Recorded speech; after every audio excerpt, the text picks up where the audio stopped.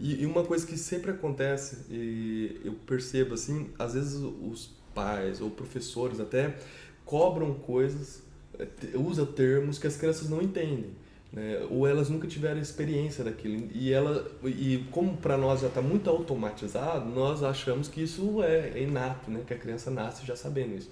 E às vezes são coisas simples, né? A gente fala muito de enunciado, às vezes enunciado de atividades mal elaboradas atrapalha no desenvolvimento da criança e você só frustra a criança. É como se fosse uma mini tortura ali, sabe? Você fica torturando ela, exigindo ela entender determinadas coisas que ela não entende. Nessas atividades de musicalização acontece isso? Você já viu alguma coisa assim? E tem esses caminhos mais fáceis?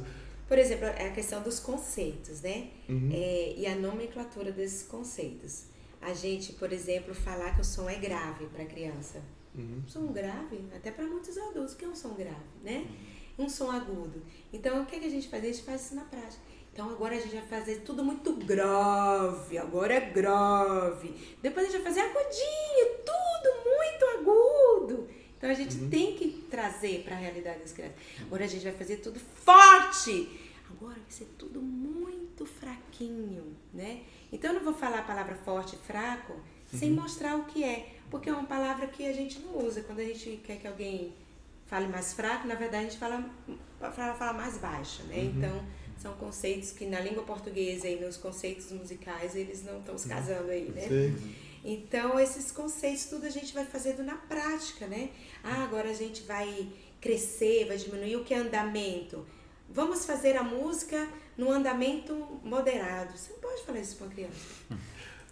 Né? Então, nós vamos... Aí você primeiro vai mostrar o que é andamento. Você vai andar. Olha, a gente não tá andando? Então, isso aqui é um andamento moderado. Isso aqui é quando a gente não tá nem apressado, nem cansado. É uma coisa média, tá? Então, você vai vivenciando e aí você vai dando nome. Mas vivenciando e usando a nomenclatura correta, porque é isso que a gente também precisa ensinar, né? Não adianta também, porque criança, aí eu falo aquilo que ela entende, para poder a gente se dar bem aqui, aí tá né? com 40 anos e falando igual criança. E continua, exatamente. Então você vai usando as palavras corretas, exemplificando, vivenciando, até que ela vai, né? Tendo esses padrões. Vai absorvendo os conceitos, né? E é interessante que isso que você está falando, esses conceitos de forte, grave, de andamento, altura, volume, tem adulto que não sabe isso. Não sabe a diferença, né?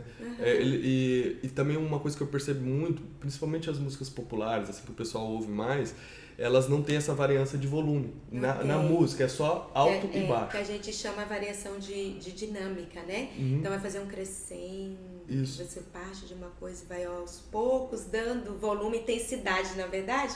Na música o parâmetro que a gente fala é intensidade, tá? Vai dando intensidade ou tirando essa intensidade. No máximo tem uma variação bem pouca, né? Porque em geral é do começo ao fim na mesma dinâmica, mesma intensidade, né? Isso. Isso é uma pobreza, infelizmente. Música de rock, por exemplo, né? Rock popular, assim, ou tá baixo ou tá estoura, é alto, né? E quando você ouve, se você costuma ensinar a criança a ouvir isso, né? Ela crescer num ambiente que ouve essas músicas que tem essa variação de intensidade, né? Que você disse, né? Eu chamei de volume, mas é intensidade, né? É porque quando a gente mexe no rádio ou no aparelho, é o volume que tá escrito, né? Mas é o parâmetro intensidade. Sim. Mas quando você ouve as músicas boas, assim, você percebe isso, né? Que a intensidade vai aumentando, depois diminui. E tem muitas variações disso também. Não é também só... Tem... Não só de intensidade, mas de andamento, né? Que a gente chama agógica, né? Então, às vezes, nas finalizações de uma frase, aquilo pode diminuir o andamento, a velocidade que estava indo, né? Ou dependendo da música, às vezes dá uma acelerada, né? Porque todos essas nuances, elas trazem um enriquecimento no total da performance da obra, né? Então, você utilizar bem todos esses parâmetros, intensidade, duração, andamento, né? Mas, assim, infelizmente, nas músicas que a gente costuma ouvir, não tem mesmo essas variações, né? Por isso é importante, né? Ouvir músicas boas, né? Isso influencia até na personalidade das crianças, na personalidade, na forma de falar, né? Porque dependendo do ambiente, você adapta, né, o jeito de fala, né? Por exemplo, quando você está num ambiente que tem muito nenenzinho, você não vai falar, né, muito alto, né? Falar muito forte, né? Você vai sintonizar ali sua voz de acordo com o ambiente. Você está no hospital, né? Dependendo do ambiente que você está, você fala de um jeito. Numa festa, tá todo mundo bagunçando, você já, né, você se exalta mais. Tá até competindo, você tem que falar mais alto, senão ninguém ouve. Sim.